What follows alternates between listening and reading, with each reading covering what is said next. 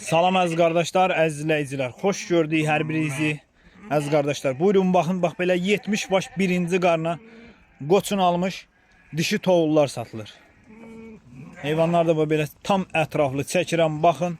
Heyvanlar da göz qabağındadır da. 70 baş heyvandır əziz qardaşlar. Birinci qarna, çoxsu da qoçdan çıxmış heyvanlar. Ha, bunlara baxın, durna kimi heyvanlar. Ay maşallah. Sortu da göz qabağındadır da. Almaq istəyənlər əlaqə saxlaya bilər. Ay maşallah. Bax belə çəkirəm bax. 70 baş heyvanlar əziz qardaşlar. Kim almaq istəsə bizimlə əlaqə saxlaya bilər. Heyvanlar da göz qabağındadır, görürsünüz.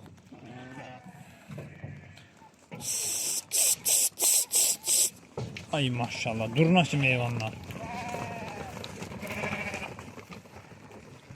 Abi elə tam ətraflı çəkirəm bax. Görürsünüz nə heyvanlar, baxın. Bax, videonu belə aralıdan çəkirəm. Ki, sonra deməyəsiniz ki, videonu yaxından çəksəm. Bax, belə tam ətraflı çəkirəm. Baxın. Almaq istəyənlər əlaqə saxlasın bizimlə. Super heyvanlardır, super. Ay maşallah, bunlar görürsünüz.